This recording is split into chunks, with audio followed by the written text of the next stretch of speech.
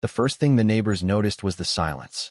No television, no humming air conditioner, no lights, and in the middle of a brutal July heat wave that terrified them. At 2:17 p.m., 78-year-old Eleanor Whitmore was seen slowly opening her front door, gripping the frame just to stay standing. Her face was pale. Sweat soaked through her thin lavender sweater despite the unbearable heat outside. Across the street, 12-year-old Mia Reynolds watched Eleanor whisper something to the mailman before nearly collapsing on her porch. The mailman immediately ran toward her. That was the moment the neighborhood realized something was very wrong. 3 days earlier, Eleanor had received another violation notice from the HOA. The issue? Her grass was visibly uneven. It was ridiculous. Everyone knew Eleanor lived alone after losing her husband 2 years ago. Arthritis made it painful for her to even walk across her driveway, let alone maintain her yard perfectly during a heat wave. Most neighbors quietly ignored minor HOA rules during extreme weather. But not Denise Harwood. Denise was the acting HOA president, and she treated the neighborhood like her personal kingdom. She carried a clipboard everywhere, photographed trash bins, measured lawns with a ruler, and once fined a family because their Christmas lights stayed up one extra day. People feared her more than respected her. When Eleanor politely explained that her lawn service company was delayed because of the heat emergency, Denise didn't care. "You've already received 2 warnings," she snapped during their doorstep argument. "Rules apply to everyone." Eleanor tried reasoning with her. "I'm doing my best." Denise folded her arms. "Your best is lowering property values." Several neighbors overheard the exchange and were disgusted, but nobody stepped in. Denise had a reputation for retaliation. Residents who challenged her mysteriously received violation notices days later. The next morning, things escalated. At exactly 9:30 a.m., an HOA maintenance truck pulled into Eleanor's driveway. Neighbors assumed they were cutting her grass. They were wrong. The crew walked to the side of the house and shut off the exterior electrical connection. Within minutes, Eleanor's air conditioner died. So did her refrigerator, her ceiling fans, her medical cooling device, and the temperature inside her home began rising rapidly. One neighbor, Carlos Mendez, immediately confronted Denise near the clubhouse. "You can't shut off someone's power in this heat." Denise barely looked up from her clipboard.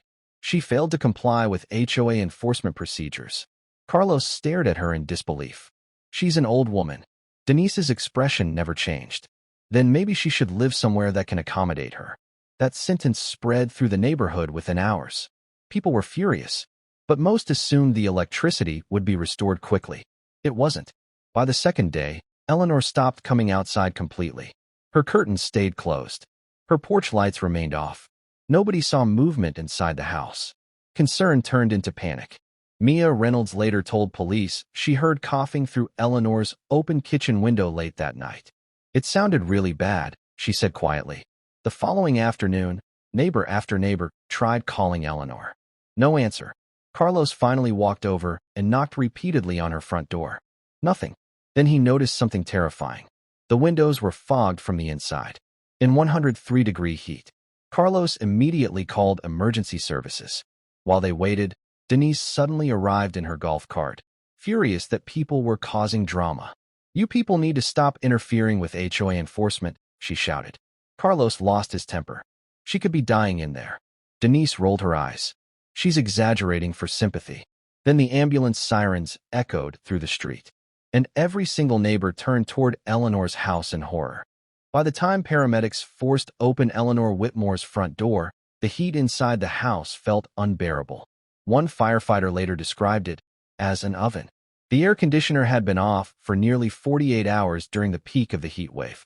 Every window was sealed shut. The living room smelled thick, stale, and dangerously hot. And Eleanor was unconscious on the floor beside a small battery-powered fan that had long since died. Neighbors standing outside watched paramedics rush her onto a stretcher with oxygen over her face. Mia Reynolds began crying the moment she saw Eleanor's weak hand hanging off the side of the gurney. Carlos Mendez looked furious. But Denise Harwood? She looked annoyed. "She's probably dehydrated," Denise muttered loudly near the crowd. "People are acting like I committed murder." Several neighbors turned toward her in disbelief. One woman immediately snapped back. "You shut off her electricity." Denise crossed her arms defensively. The HOA has enforcement rights under community policy. What policy allows you to cook an old woman alive? Carlos shouted. For the first time all afternoon, Denise looked nervous.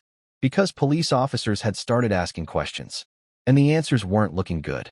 When investigators checked HOA records, things became even worse for Denise. The board had approved lawn maintenance fines against Eleanor, but nobody had authorized disconnecting her electricity. In fact, the HOA legally couldn't. The maintenance workers later admitted Denise personally ordered them to cut the power after claiming the house had unsafe electrical violations. That was a lie. The workers believed they were following emergency instructions from the HOA president. Within hours, officers returned to question Denise again. This time, she stopped acting confident. Neighbors watched from their porches as she argued with police beside her golf cart, sweat dripping down her face under the brutal evening heat. "You're blowing this completely out of proportion," she insisted. An officer answered coldly. A woman nearly died. The entire neighborhood went silent. Because deep down, everyone knew it was true. Eleanor had suffered severe heat exhaustion and dangerously low blood pressure.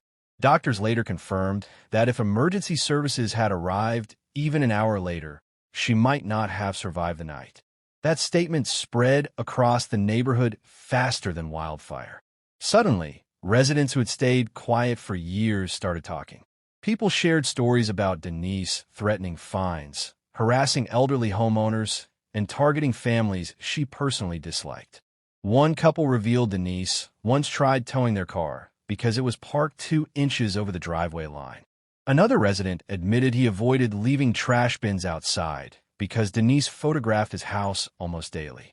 But this time, the neighborhood wasn't scared anymore. They were angry. 3 days later, over 60 residents packed into an emergency HOA meeting. Denise arrived expecting support. Instead, she walked into a room full of furious homeowners. The moment she tried defending herself, people started shouting over her. "You abused your power. You could have killed her. She trusted this neighborhood." Denise attempted blaming Eleanor for ignoring community standards, but that only made things worse. Carlos finally stood up from the back row.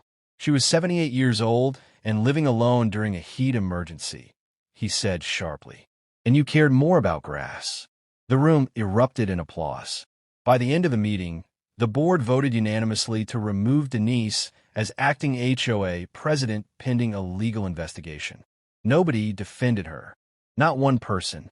And as Denise walked out of the clubhouse, humiliated and speechless, she passed a small group gathered around Eleanor's driveway. Because Eleanor had finally come home from the hospital, weak but alive. The entire street welcomed her back with flowers, cold drinks, and handwritten signs taped near her porch. One sign stood out above all the others. "You were never alone."